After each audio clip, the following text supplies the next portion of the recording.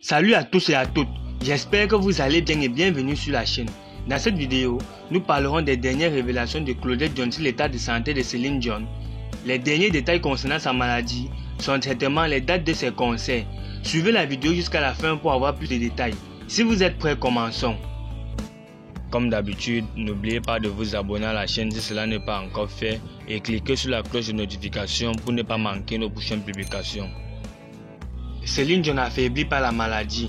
On ne trouve pas de médicaments pour la soigner. C'est mort dans l'œuf. Elle a besoin de repos. Les dernières révélations de sa sœur. Céline Dion mène toujours un lourd combat contre la maladie rare dont elle souffre depuis de longs mois. La chanteuse a affaibli et a besoin de repos. Pour l'heure, aucun médicament n'existe pour la soigner.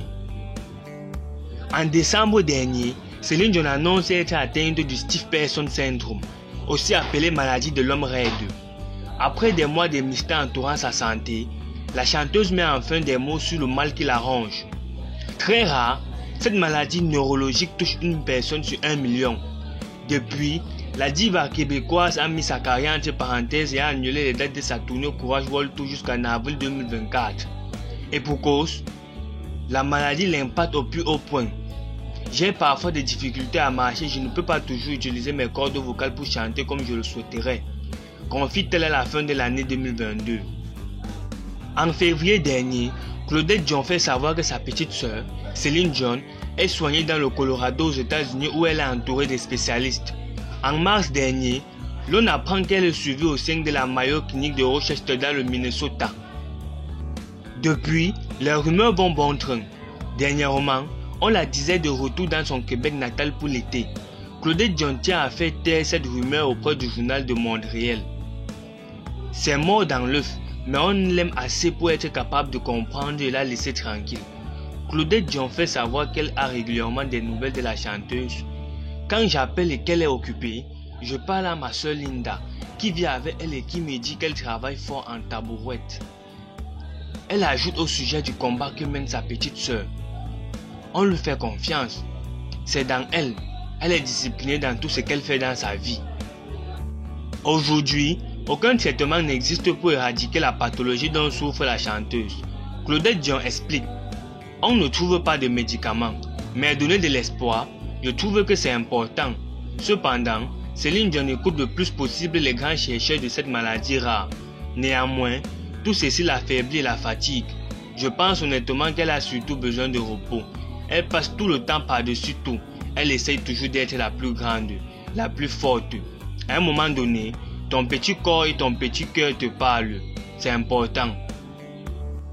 Un traitement lourd et cher. En mars dernier, Close révèle que Céline Dion suit un traitement expérimental, notamment à base de magnésium et glycine pour tenter de soulager ses douleurs neuropathiques et de lutter contre les symptômes du stress et de l'anxiété induits par la maladie. Elle a également reçu une injection intrathecale, un procédé qui consiste à injecter un médicament au niveau lombaire pour atteindre le liquide céphalo-rachidien qui diffusera à son tour le produit injecté. En parallèle, Céline Dion est soumise à des conseils diététiques, une aide à la réduction du stress et des exercices physiques pour contrôler au maximum les douleurs qui pourrissent son quotidien. Il s'agit d'un protocole de soins spécifique à chaque patient. Au sein de la Mayo Clinic de Rochester, elle est suivie par Jill Schofield, une experte réputée de la douleur et considérée comme la médecin de la dernière chance. En juin dernier, le magazine Public explique que Céline Dion prendrait un traitement particulièrement lourd à base d'immunoglobuline pour soulager les spasmes musculaires. Ces médicaments, injections et consultations coûtent une fortune à la chanteuse qui débourserait environ 40 000 € chaque mois. Merci d'avoir regardé la vidéo jusqu'à la fin. Likez et partagez, donnez vos avis dans les commentaires et n'oubliez pas de vous abonner à la chaîne pour ne pas manquer nos prochaines publications.